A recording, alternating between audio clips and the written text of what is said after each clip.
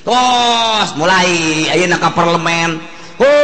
Terus iya ribut lah, pasti baik ribut engke nyabelah rakyat jeung pemerintah. Sebab pemerintah dikendalikan ku Yahudi, tidak berdiri sendiri. Rakyat embung dikendalikan ku Yahudi atau ku Amerika. Timbullah engke bakalna tentara bagi dua, polisi bagi dua, ribut pasti di negara. Rakyat bagi dua, polisi bagi dua, ABRI bagi dua. Wah, henteu ieu mah bakal jasa, bakal jasa. Matak nu kolot mah geus bae eta mah untung jasa. Untung kunaon cenah Kiai? Moal perang nya kaburu paeh teh heula. Untung. Can bogo itu. Bakal. Henteu bisa henteu bakal jeung kuku mah jasa sebab naon? Sebab kabehan ge di luhur teh geus teu bisa dibenerkeun. Teu bisa dibenerkeun. Baheula teh nyieun negara demokrasi di negara urang. Masalah geus padahal mah kiai nu nyieunna kan 90% muslim eta mangan 1% teh eta mah Kristen di urang teh. Bilung ekor hasil perjuangan anak. Masalah geus demokrasi. Tetapi untuk keputusan-keputusan hukum dijieun lah mui atuh ku ari muin age pandeg dirantai. Nah kumaha eta teh jang naon? Jang supaya hukum-hukum Islam teh ngeunaheun, disteril ku mui. Geus ditosran lah ku mui. Urang damai hirup teh. Ketika aya hukum-hukum Islam, geus aya perwakilan urang melalui bahsul masail angsongkeun ka mui. Jadilah engke keputusan mui kan ngeunah ku ari muina dikendalikeun ku si itu.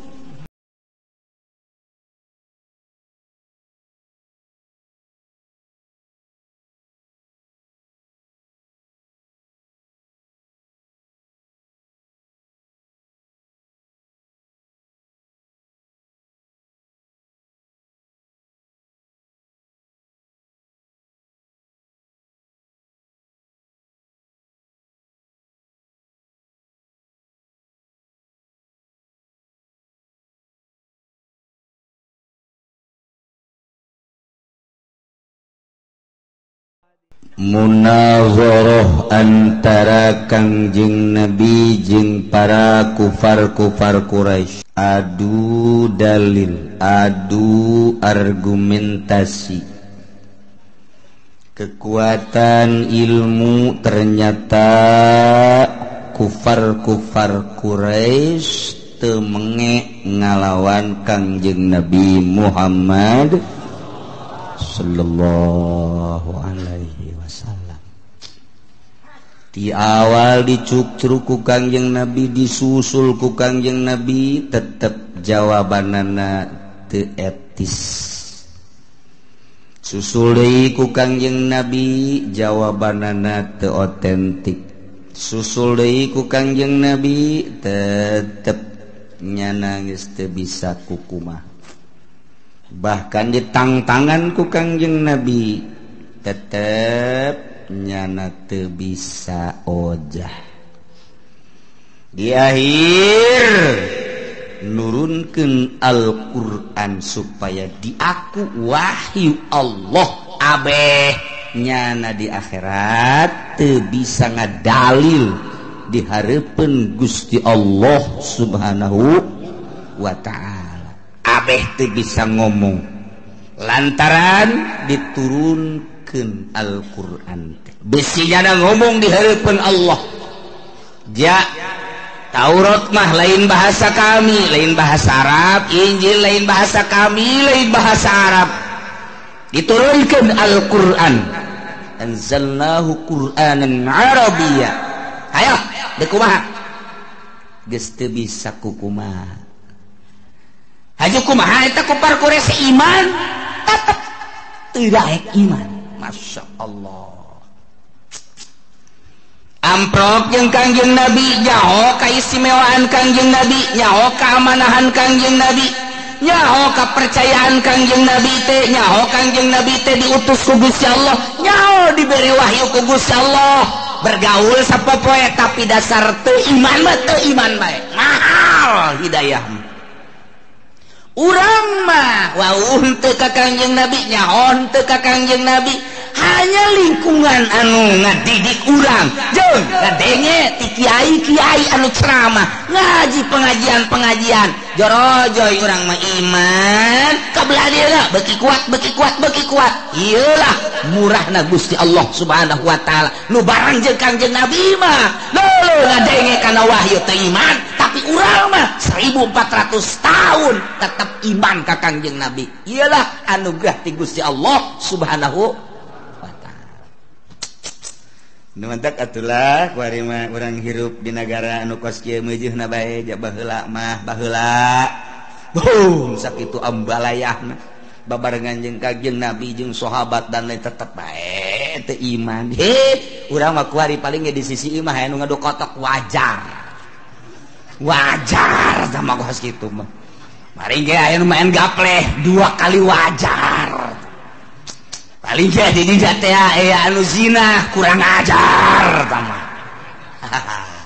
iya tetep urang hayang rapi urang hayang salamet anak pamajikan urang hayang salamet tatangga urang hayang salamet babaturan urang hayang salamet nementek teureun wali-wali Allah mah ngadua lain jang sorangan Gusti salametkeun pamajikan salametkeun anak incu salametkeun Gusti dulur-dulur salametkeun tatangga-tatangga Gusti eta mah nyana keur judi jagala mabok sagala naon tama ku nafsuna Gusti bere nyana hidayah Gusti salametkeun tang ngadoa teh ngadoa lain jang sorangan urang pan lain kitu Gusti abdi salametkeun adapun eta mah babaturan jongklokkeun haba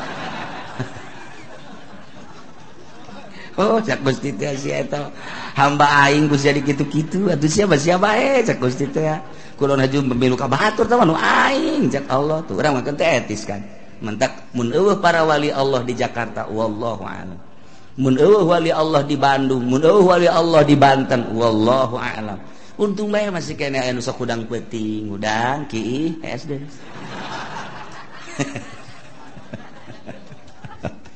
aduh cak kaki kita baca aing maksud aing kasih siap itu eta bagus eta kos kitu eta neraka eta kos kitu oh, malah maki ina ge geus teu ka sumur jasieun di botol aqua bae di jero kamar Masya Allah kan teh iman ieu teh kafir-kafir teh buang kawarahna luar biasa kunaon eta ku ego gengsi nya kudu iman mah teu daek gengsi mah terus bahaya ya gengsi mah terus bahaya harga diri kan ka ditu lah woh asa urang kudu ngaji ka budak eta cilaka masa aing mah pan kolot kudu ngangekeun budak kamari ieu atuh aing mah nyaho kihna ge teu lempeng atuh uyahna ge pan ngadaru lah heulana aing leg-leg ku sia uyah bila perlu dagangkeun ku sia uyah eta ego ngaranna ari anu tawadu mah nu tawadu almarhum Ki Ahmad hebat jasa ngaji datanglah ke abah kakarak ngajar ngaji wa ngadenge ka maneh dimiati sok mingguan ya wa dek nanya masalah lamun wa nu menang sia ngaji ka uwa lamun uwa nu eleh uwa ngaji ka sia eta kiai kitu ngaran jadi bebeneran tah nah hanya masalah hiji 2 3 oh datang ka saminggu geus beres uwa eleh damyati aya uwa eleh geus uwa deuk ngaji ka damyati ngan uwa mah balagna hayang hikam entak eta balagnya tah baheula di mingguan teh ya hikam di Haji Ahmad tah eta lah kos kitu baheula mah kolot teh kula ge nyaho lamun tas gaji kula budak ieu neuleukeun bae kieu baeuna dongeng perang jeung Bung Karno dan lain sebagainya tah eta ngaranna tawadu nu kos kitu wae eleh wae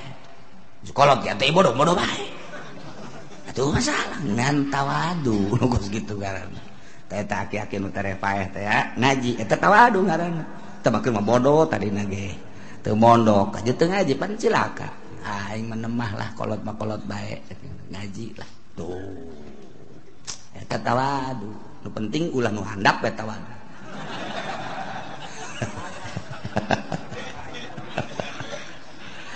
aduh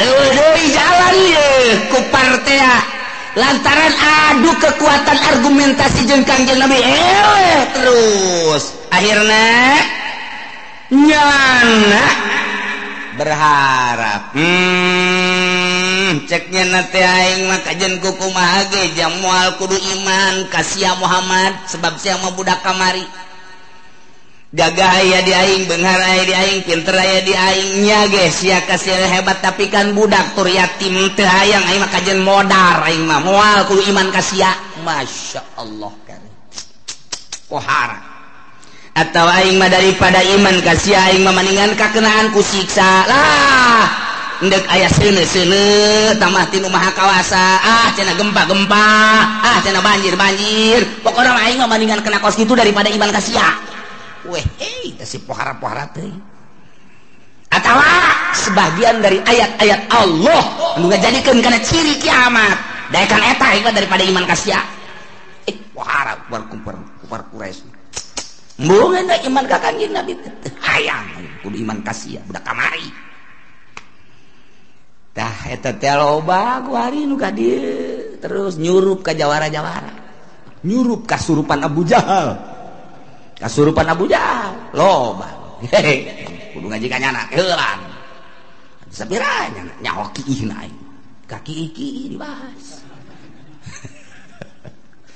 giliran we aya tatanggana geulis dikawin ku nyana pada teh nyaho kiihna nyana nyaho si kiihna nyaho teu make calanana nyaho babarengan jeung aing baheula kiihna ge wer nyana neuleukeun wae aing neuleuh ka sia aja kuari bogo pan dikawin atuh tepan sia nyaho kleutikna tuh aya kanu kitu mah ulah bomong kitu ieu giliran betah ka budak pinter ieu tos masantren ieu dah udah didenge budak kamari tak kasurupan Abu Jahal dak ieu turun ayat hal yanzuruna illa an tatiyahumul malaikah aw yatiya rabbuk aw yatiya ba'du ayati rabbik hal yanzuruna tengah dago anu ngabohongkeun ka anjeun Muhammad ngabohongkeun ka wahyu ka Al-Qur'an padahal geus dijelaskeun pan kamari teh bahwa inna za Qur'an teh lain lalawara tetapi manehanana teu daek iman ngabohongkeun ka Al-Qur'an teu pati njana ngadagoan kecuali hayang didatangan ku malaikat supaya nyabut rohna daekan keneh paeh aing mah daripada iman ka Al-Qur'an wow iji ayatia ba'du ayati rabbuk ay amru yakni siksa atawa aing mah daekan keneh ngadagoan siksa Allah atau siksa pangeran lah daripada iman ka Muhammad iman ka Al-Qur'an tayangnya atawa ayatia ba'du ayati rabbik datang sebahagian tanda-tanda pangeran anjeun nunuduhkeun kana kiamat nyana ge geus daun dina Taurat dina Injil geus dijelaskeun Kangjeng Nabi da geus dijelaskeun tanda-tanda tereh kiamat da geus ditandakeun geus dibejakeun dina Injil dina Taurat teh dibuat dina Al-Qur'an deui jasarua kitab samawi Zabur Taurat Injil Al-Qur'an teh akur pada kitab samawi nauhidkeun ka Gusti Allah jeung nyaritakeun tanda-tanda kiamat aya nu mantaknya nyaritakeun ayati ba'du ayati rabbik atawa aing madaekan keneh datang kana sawareh didatangan sawareh tanda-tanda kiamat ani gara aing mah daripada aing iman ka Al-Qur'an mah aing kitu naon tanda kiamat iyalah yauma yati ba'du ayati rabbika la yanfa'u nafsan imanuha lam takun amanat min qabl padahal mah di mana-mana datang tanda kiamat. Sebahagian ayat-ayat pangeran anu nuduhkeun kana yen kiamat bakal terjadi. Di akhir zaman bakal aya 10 tanda kiamat. Hiji dajjal, 2 dabah, 3 khasapun bil masyriq, gempa di wetan. Khasapun bil maghrib, gempa di kulon. Khasapun bi jaziratin, bi jaziratil Arab. Ini jelas pak gempa di berbagai benua. Benua Asia, benua Eropa, benua Afrika, benua itu Amerika, gempa di mana-mana bakal terjadi. Eta tanda geus tereh deukeut ka kiamat. Ditambah deui jeung dukon aya haseup unggal nagara engke bakalna. Ngan haseup tersebut kan puang gede-gede nama engke di Timur Tengah. Bakal aya haseup kadeuleu ku kabehan geus teu bisa ditahan tama haseup. Unggal nagara ge aya haseup, ngan haseup eta mah poharan dukon eta mah. Datang ke poek sadunia poek ku haseup eta. Ieu tanda geus tereh datang ka kiamat. Tambah deui nomor ka-7 tuluy samsi min magribiha. Muncul panon poe ti kulon. Tambah deui Ya'juj wa Ma'juj ke-8. Ke-9 turun Kangjeng Nabi Isa alaihis nomor ka-10 bakal aya narun takhruju min adan tasukun nas ilal mahsyar. Sono ieu mah bakal nanti adan. Wah, luar biasa. Kuari mah kakarake seuneu fon doang. Fon teh naon kira hartina? Tuh, siapanya hobay kan? Ya osok neuleu meureun. Fon. Ieu dibawa ti negara ka negara terus aya nu nasional aya nu internasional diiring ku kabehan. Wah, dipuji-puji. Eta teh buatan Yahudi jeung Nasrani. Ngalambangkeun bahwa seuneu teh sesembahanna baheulana.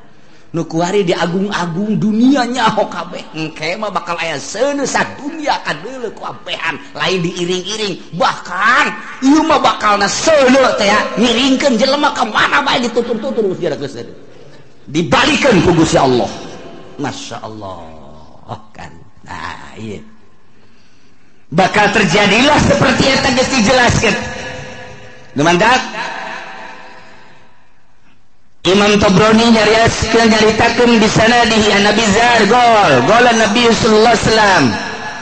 Kangjeng Nabi nyarita dina hiji poe atadruna aila tazhabu hadhihi syamsu. Mane nyaho ka mana ieu panon poe leumpangna? Iza gorobat di mana surup ka mana coba ayo? Qalu cak sahabat-sahabat Allahu wa rasuluhu alam. Gusti Allah sareng Rasul anu maha uning. Cek Kangjeng Nabi inna tadhabu illa mustaqar. Nyana leumpang ka tempat cicingna tahtal arsy dihareupeun aras. Panon poe ta unggal poe asal surup di handapeun aras. Tidinya manehanana fatakhir ngejungkel sujud ka Gusti Allah. Unggal poe ta panon poe teh kos kitu bae ta. Unggal poe fatakhir sajidah fala tazalu kadzalik. Lamun ku Allah encan dititair tapi urang parje balik deui dina sujud. Eta manehna sujud bersyukur ka Gusti Allah. Cak Allah kudang panon poe. Balik deui ka wetan. Sakumaha biasa.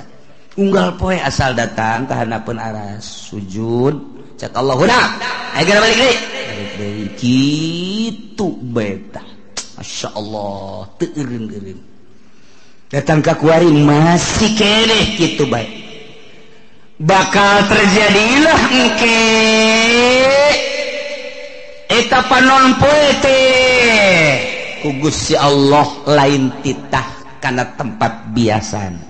Fa idza aradallahu ayutli'aha min magribiha abisaha.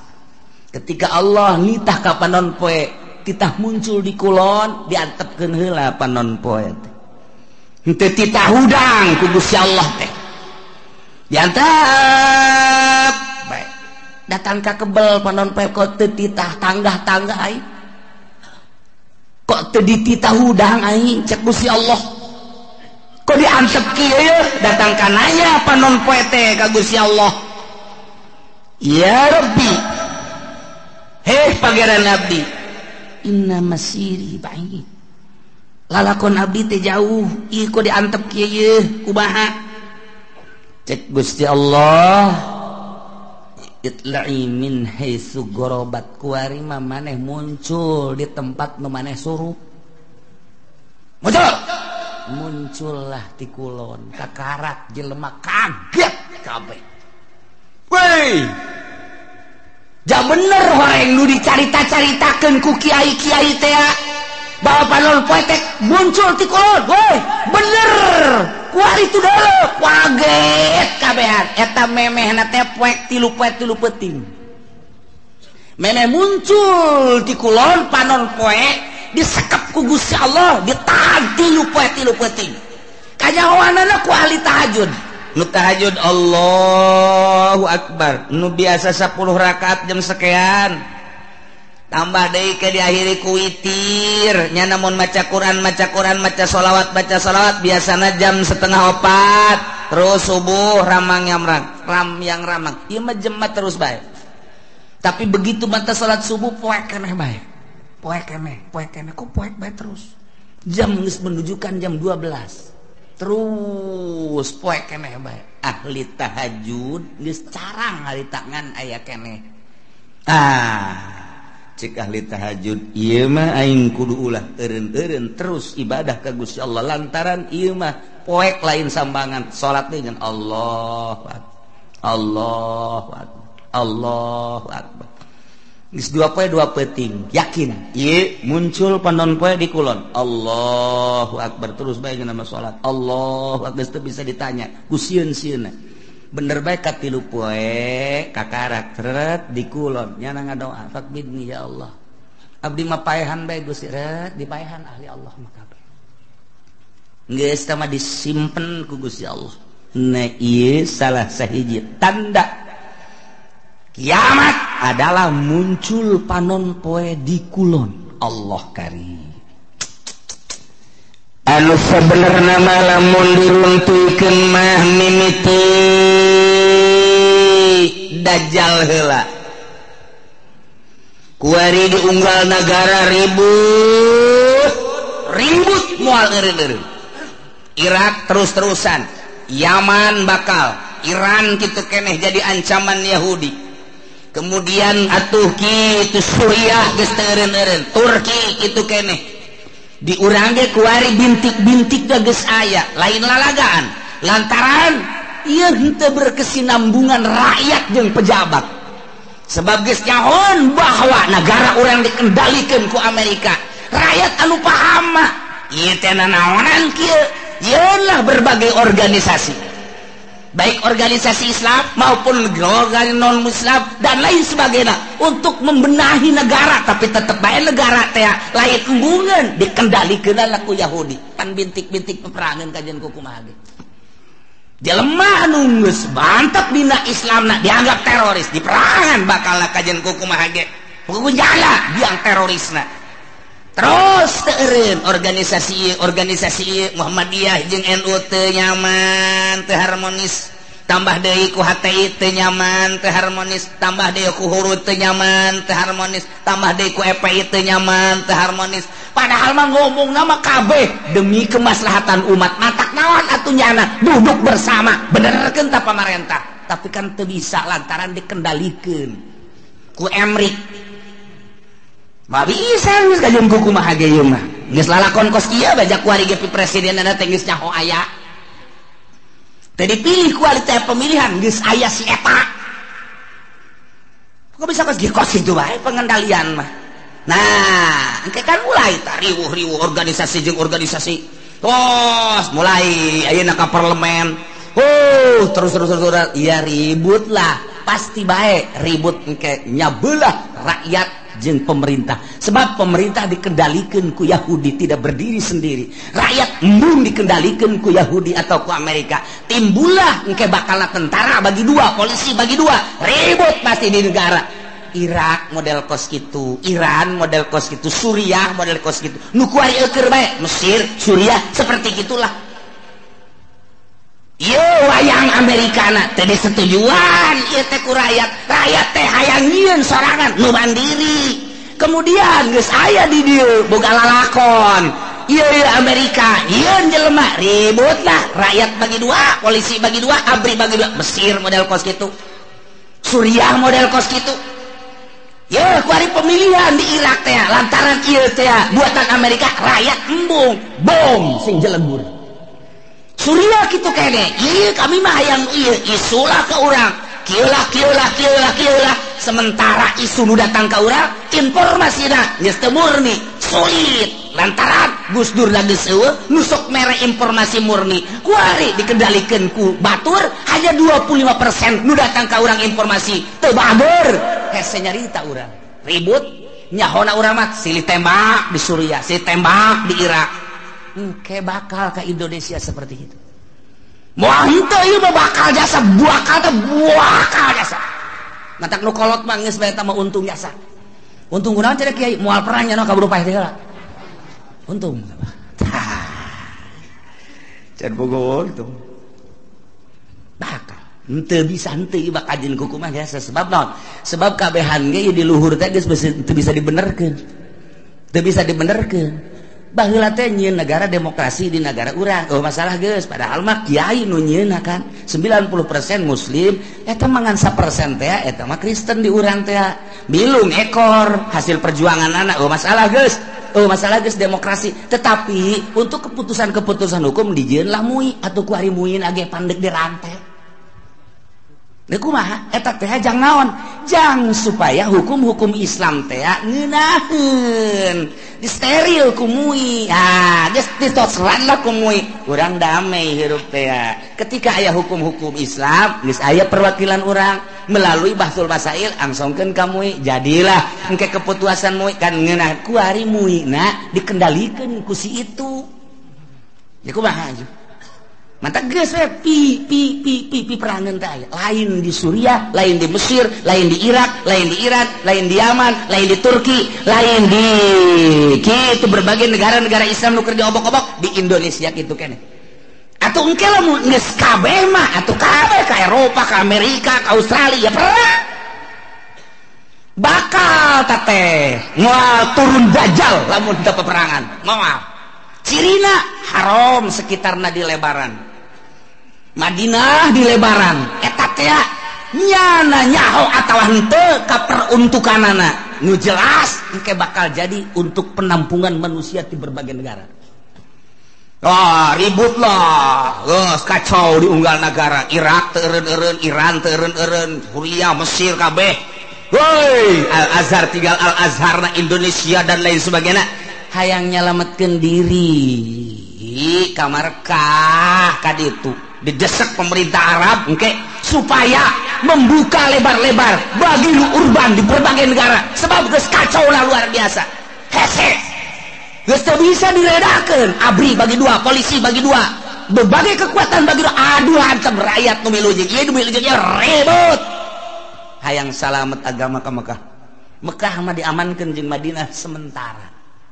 Kadari itu kajeun ngampar ge di dinya kajeun teuing, ngampar di dinya. Terus mantap ku dilegaan kurang barang dilegaan ingetlah sejarah hadis Kanjeng Nabi. Wow tereh berarti tah ke dajjal lah turun. Wah kaunggal negaranya nama hiber dajjal mah jelema hayang emas cokot batu asal siap percaya aing pangeran. Di mana negara daerah lu cai aing datang ka dieu tepak doang nya timbul wah cai culcer asal sia mangelanan ka aing pangeran ayo. Jelema iman geus ipis sementara kiai-kiai anu balalager nu balener geus ka Mekah di dieu geus eueuh nu ngelola di unggar nagara kabeh tinggal sumuhun dauh jeung sumuhun dauh boro-boro engke ku dajal kakara ku dukun kebul bae ku ari geus sumuhun dauh ku kebul ku dukun bae geus sumuhun engke mah komo ku dajal jelema dipaehan hirupan deui pangeran kos kitulah dajal dahsyatnya sanu mantak urang dibere doana ku Gusti Allah minta salamet tina al-masihid dajjal selantaran wah jelema gelo kabeh iman ka dajjal teh pangeran jelema hubud dunia hayang dunia naon bae dicekel jadi dunia hayang emas jadi emas hayang duit jadi duit hayang motor jadi motor ku hari bang kredit engke mah hayang naon ya mio datang sia naon hayang Avanza berem Avanza ngajogrog sia hayang naon ieu mah cenah hayang hartop aya tuh di ditu tuh aya los cokot ku sia tuh hartop teu leumpang akina rusak atuh geus bacem hayo sih hayang awe watu jelema ngagayok eta lah nomor kahiji dajjal nomor kedua setelah dajjal nuzul Isa turun kangjeng Nabi Isa ngan aya anu nyaritakeun memeh dajjal ieu adalah Imam Mahdi heula geus teu kuat kabeh ngadoa Gusti minta diturunkeun Imam Mahdi aya jelema kasep kemudian salat teureun-eureun Allahu Akbar pas di makom Ibrahim Allahu Akbar nu wani ngaganggu urang Arabna urang mamana ge ku harismana ku kasepna gagahna Allahu Akbar teureun-eureun salat bae sapoe dua poe tilu poe mulai suara-suara aya nu kasep salat bae di dinya mulai diperhatikeun ieu tanda-tanda ieu bener dajjal kakarak begitu mana salam dicekel ditanya manis bu teu daek ngajawab sangaran teu daek ngajawab kabeh nyebutkeun ente dajjal ente Mahdi teu daek kakarak make subuh wallah ente Mahdi kakarak ditangkeu perjuangkan Mahdi ilah Mahdi nu bakal jadi kesatria eta bakal non istimewa mah berjuang melalui Imam Mahdi mantak kuari geus loba tuh di Cikupa aya Mahdi hiji tapi tukang main gapleh teh mah di Bojong Mahdi hiji teman niruan sendal bae deui si Mahdi macam-macam Mahdi terus dajjal eleh ku dajjal maka segeralah nuzulu Isa turun kangjeng Nabi Isa alaihis salam dibantulah kangjeng Nabi Isa kusaha ku ashabul kahfi nu ayeuna di Yordania nu kamari kuring sadayana zarah ka ditu ieulah ashabul kahfi buuk ngarundai ka handap lantaran besar bara 1000 tahun atuh ti zaman Raja Dikianus datang ka ayeuna kuku para ranjangnya halis mula panjang nuantak besi aya di mana bae lubukna panjang wah iya ashabul kahfi kajian kuku mah sing hade ulah di baturan sing hade juri ge mah ieu turun di Gunung Karang masalah ini wah gararaga muksal bina tamlikho zunwanus martunus saribunus palyastatiunus ngirta ieu tentara-tentara Allah anu bakal bareng jeung kangjeng Nabi Isa alaihis dajjal diudang ku kangjeng Nabi Isa umpat ka mana diudang terus eleh lah ku kangjeng Nabi Isa kangjeng Nabi Isa dakwah dirinya Masya Allah istimewa jasa terus kangjeng Nabi Isa dakwah saha nu nyaritakeun bahwa kula pangeran batil bohong goblok cak kangjeng Nabi Isa kula mah sakadar utusan Allah mata kurang lamun nyaritakeun kos kitu teh jelas kurang ku ari pangeranan mantak pada tahun 300 sekian musyawarah konsili disebutna mun baheula konsili mun di urang mah muktamar para penggede begitu muktamar ngajelaskeun ieu teh untuk memutuskan apa Isa itu adalah Tuhan jadi dituhankeunana teh ku uskup-uskup eta teh hasil konsili jadi berarti hasil musyawarah jadi nganunghankeun pangeran ngamangerankeun ka kangjeng Nabi Isa teh adalah pada tahun 360 sekian ta eta teh meunang hasil muktamar jadi masyarakat supaya nyaho bahwa pangeran teh Isa hasil muktamar disebutna konsili keblon aya pangeran urang pangerankeun ju ayo geus urang pangeran mantap aya sababaraha mutamar anu hadir di dinya henteu milu ngamangerankeun ka Isa dibunuh Pak. Dibunuh eta tetep Isa pangeran. Jadilah datang ka kuari Tritunggal. Engke Kangjeng Nabi samarah. Saha nu ngajadikeun aing pangeran? Aing mah rasul. Anu kuari ngajalankeun syariat Muhammad. Akhirnya ada jeung Kangjeng Nabi urang. Wai, bahala kawin Kangjeng Nabi Isa pan baheula teu kawin, da ieu kuari mah kawin ke bakalna turun ka dunya, nyana dakwah terus. Jelema istimewa kabeh iman, nyana kawin ngan teu lila Kangjeng Nabi Isa diangkat deh maot Kangjeng Nabi Isa. Mulai kacau deui ya. Ngan nu baragus geus mulai ku Gusti Allah langsung aya angin seger asal ngambe angin eta pae asal ngambe angin eta maot nu ibadah ka Allah marah maot ya Allah ya Rabbi tinggal Cameron bakukul geus luar biasa bakukul deui Belah tidinya turunlah Ya'juj wa Ma'juj. Urang lamun nyarita dina Al-Qur'an aya Ya'juj wa Ma'juj anu dibendung ku kitu Zulkarnain. Urang mun maca surat Kahfi aya. Ke dihareup bakal dongeng Ya'juj wa Ma'juj nu Kangjeng Nabi waktu Kangjeng Nabi tas Isra ningali bendungan imam kitu raja tersebut ieu geus sagede kieu tah. Sedangkan iya dekaluar nggak segede kieu cak Kangjeng Nabi engke bakal gede di akhir zaman bakal kalaluar di bada kalaluar Ya'juj wa Ma'juj terus bae ngadaharan naon wae aya bae manusia di dahar hewan di dahar segala rupa di dahar wah Ya'juj wa Ma'juj mah ieu mah tangkal kayu sok bala di daharan bae ieu datang anu pohara geus mantak baheula ku Zulkarnain di bendung ge raja sadunya raja Zulkarnain dipuat di Al-Qur'anul Karim ngan eta bendungan Raja Zulkarnain teh ya nu kuari di laut manana ieu ditelusuri ke berbagai ilmuwan dunia seluruh benua Asia, Afrika, Amerika, Eropa, Australia. Ya urang teangan coba bendungan Zulkarnain teh di mana ieu sebab Ashabul Kahfi kanyahoan Kangjeng Nabi Syuaib kanyahoan dan lain-lain sebagainya kanyahoan urut Kangjeng Nabi elut kamari laut mati aya kanyahoan wabeh aya ieu teh di dunia nu aya dina sejarah nu di Quran teh aya kabeh kemudian piramid aya Firaun aya dan lain sebagainya aya ieu bendungan Zulkarnain ieulah anu encan kapanggih datang ka per detik ieu. Nah tapi geus mulai kuari kanyahoan geus mulai berbarengan jeung kanyahoanana kapal Kangjeng Nabi Nuh. Kapal Kangjeng Nabi Nuh teh kuari teh aya kene. Kapalna aya kene kapalna. Geus sindek urang kada itu hayu. Di mana cenah Kiai? Lah, sia mah diajak ka Banten ge hararese. Komo ka ditu atuh. Di Gunung Arad. Di Gunung Arad, Arad teh di Turki. Tah eta teh di luhur gunung aya.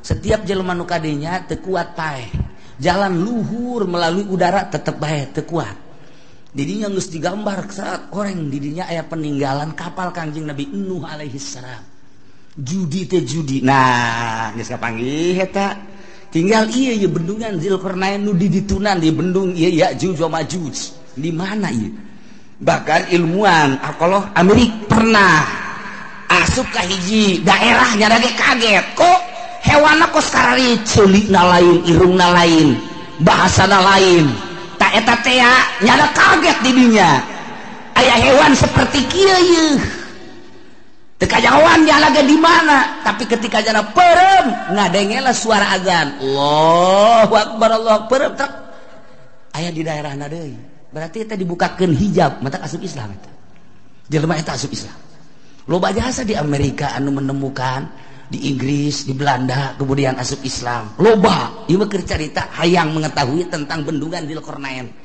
Geus kapanggih aya sababaraha menemukan buah ieu cuman buah doang. Ketika aya seseorang anu menemukan hewan seperti itu apa ieu Ya'juj wa Ma'juj teh. Maka manehanna ngadenge suara azan. Kemudian bentak geus lain di dinya deui. Tah eta teh negara-negara kos kitu teh loba urang ge. Kuari ge urang mun ka Banten aya nu haju ka dulu istana kerajaan eta berarti diajak ka negara itu kamari aya di nu liwat ka dinya bae oh aya kerajaan di daerah dia diketos bae kerajaan ketos raja jurig newo-newo meureun tah gawat ieu urang kan kuari ieu teh kuari urang teh aya 3 dimensi urang cicing di dieu urang dimensi zahir kuari zahir kadeuleu ieu lamun urang dibukakeun hijab tret dimensi alam jin lamun waliullah dimensi alam hakikat bakal kanyawan hakikat jadi ieu teh sababaraha dimensi urang mah lantaran urang mah sapira urang atuh nu kadeuleu ieu deui kapanggih ieu deui mun mingguan ka dieu jeung tukang uduk deui eta dimensi urang mah teh da ieu ke bakalna Ya'juj wa Ma'juj nah idinya kakarak summa khurujud dabbah jadi eta bakal Ya'juj wa Ma'juj engke ku Gusti Allah dihujanan blek hujan banjir pararaeh lah Ya'juj wa Ma'juj tinggal manusia-manusia anu nyilib araraya loba keneh di dunia teh dabbah teh ya hewan eta nya nama leutikan ti himar hampir sarua jeung himar begal celina rancung biasa ngan nya nama mau patlot mau pulpen leungeunna nulisan jelema tarang ditulisan mukmin kafir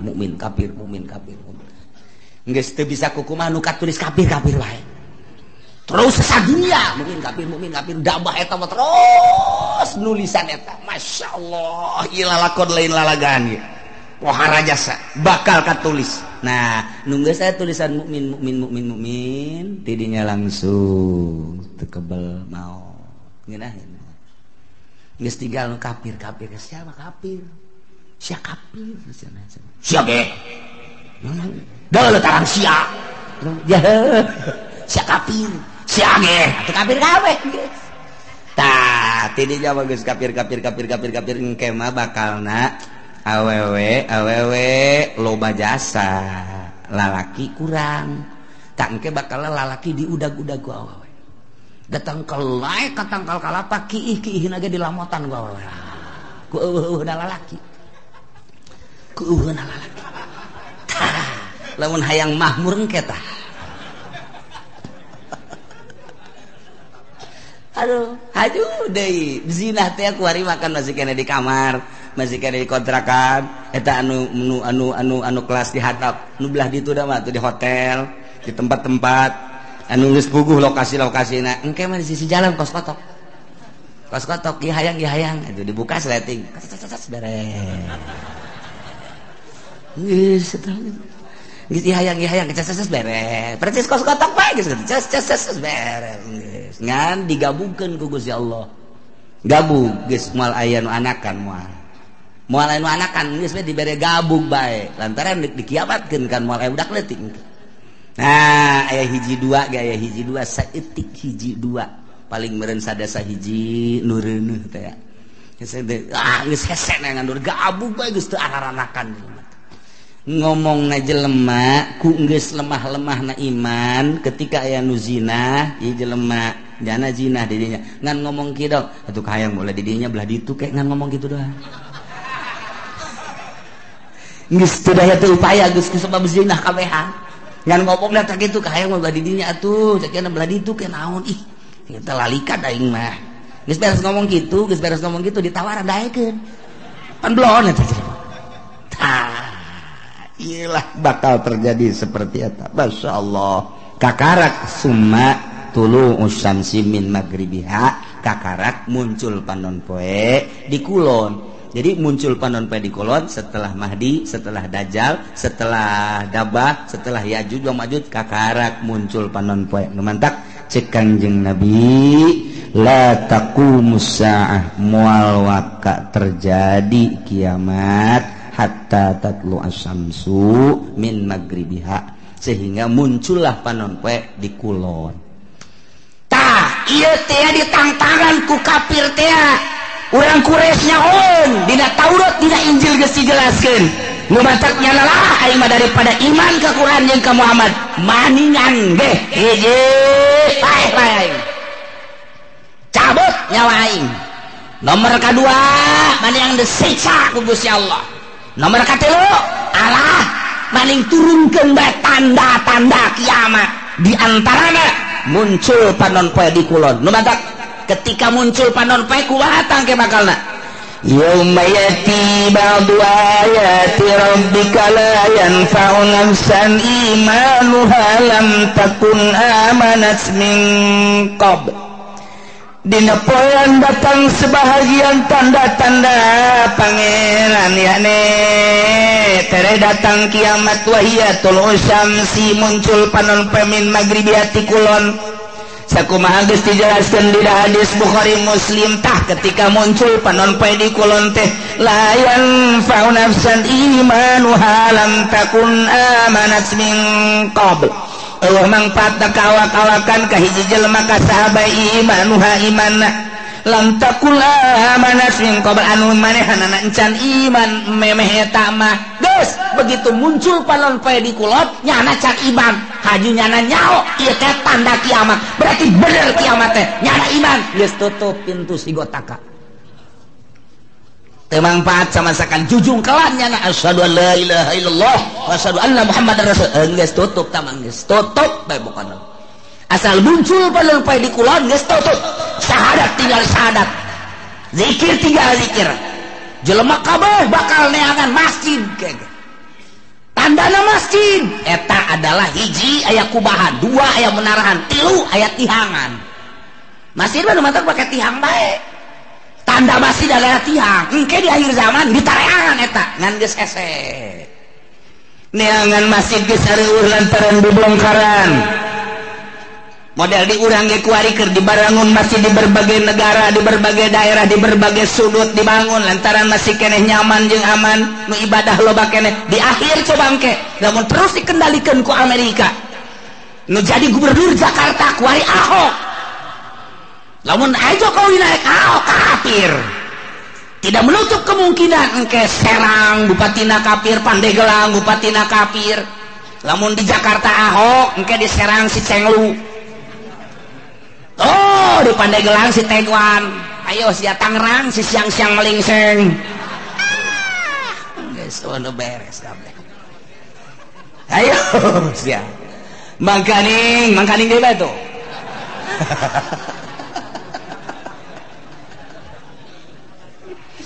Lipo keur dibangun BSD dan lain sebagainya bang didinya lah aya pusat-pusat kegiatan-kegiatan kafir nu geus kanyahoan bae gapan dinasa baheula teh di dinya teh aya senjata nu sakitu lobana deuk nanaon eta teh si Haryati Haryati teh saha hah sakar ngaranna nu boga nasa anu ditangkep teh pan sia nyaho pan babaturan sia Hartati tepat loba senjata di dinya ente mah teu nyaho mantak dirahasiakeun ku pemerintah bongkar waduh aya naon ieu sementara di Jakarta kuari gedung kedubes 12 tingkat Amerika jang naon eta lamun lain boga cita-cita nu teu hade teh emang kumaha gitu ieu teh ada kristenisasi anu lain lalagan sementara pemerintahan urang kuhahe kiai nu aya di ditu kuhahe 4 kali nek kumaha deui atuh lain teh diperjuangkeun jang geus kiayana ya otomatis lah kafir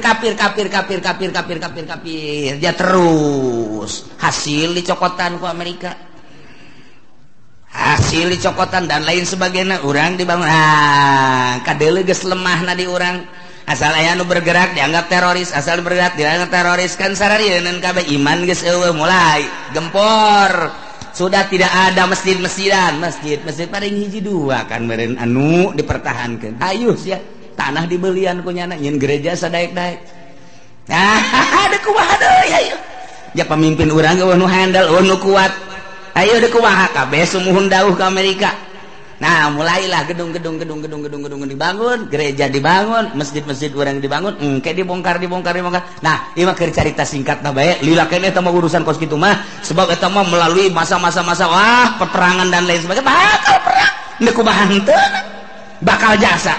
Nah, nu mantak kolot urang baheula engke mah bakal perang deui sia ngan urang mah baheula kolot urang nyaritakeun ejeung kulon. Sakar kulon. Baduy.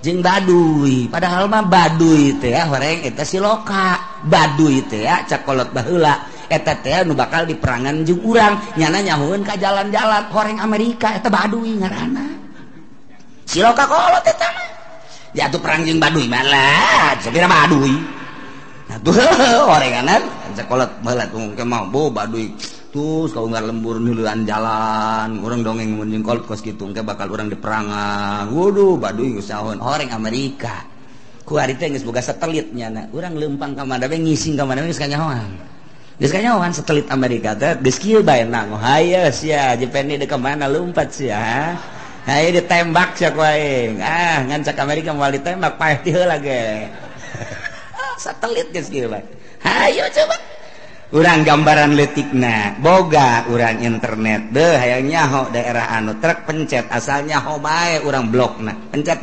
jaheueuh pencet jaheueuh pencet jaheueuh salah mencet waduh sempak sial sial salah mencet aya kiai nu salah mencet lain sial alhamdulillah kitab anyar cenah ieu mah aduh Masya Allah aya dinya merekna Kiai Haji Google waduh bener Masya Allah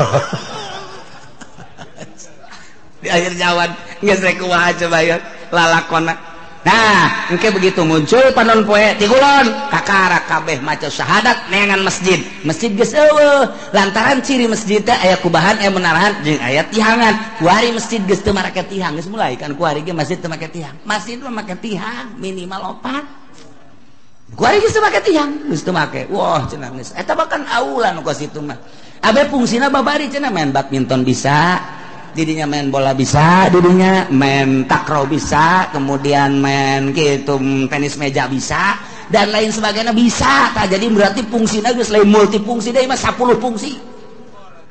Tuh, eta lah. Geus esen yang masjid syahadat tinggal syahadat. Nah, la yanfa'u nafsan imanuha lam takun amanat min qabl. Teu aya faedah. Jujungkelan kafir-kafir kabeh para maca syahadat percaya ieu teh kiamat lantaran panonpet timbul ti kulon tetep teu aya mangpaat.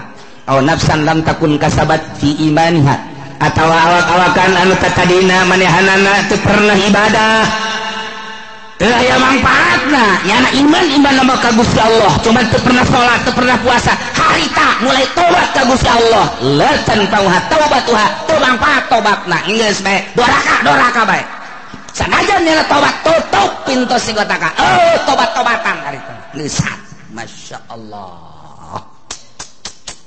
kul bejakeun Muhammad intaziru tungguan gitu ahada hadhil asya nu tadi dicaritakeun tanda-tanda deukeut ka kiamat timimiti dajjal mahdi dajjal ya'juj kanjeng Nabi Isa kabeh datang ka muncul panonpet tungguan bejakeun tungguan engke bakal cak Gusti Allah ku aing diayakeun di akhir zaman bejakeun tungguan aya hayang kos kitu terek iman ka anjeun terek iman ka Al-Qur'an tungguan kege bakal inna muntadirun tuhan bakal kapanggih kege Masya Allah diawali engke kuloba perjudian permabokan jeung perzinahan engke mah hese neangan parawan nu asli teh hese kabeh mun geus kaun deuk dikawin teh nyana bebeja geus pernah zina hese geus kabeh waduh luar biasa urang mun nyaritakeun perzinahan kuari ulah kudu di Amerika di Inggris di Belanda di Perancis di Jerman ulah negara kafir geus jelas di urang kuari siswa sekolah Bandung Surabaya hese nyaritakeunana di kontrakan jauh ti indung bapak cacak aya di hareupeun indung bapakna nu ditalingakeun si hadas ya reuneuh bae komo jauh ti indung bapana iman kurang duit kurang deui jang malayarkeun kontrakan atuh pan nangkarak nah kumaha deui kenapa pan nangkarak atuh ieu saya yang penting ada yang bayarin kontrakan cenah teh enggak bagus gitu kececes dibere-beres eta ya kececesan segala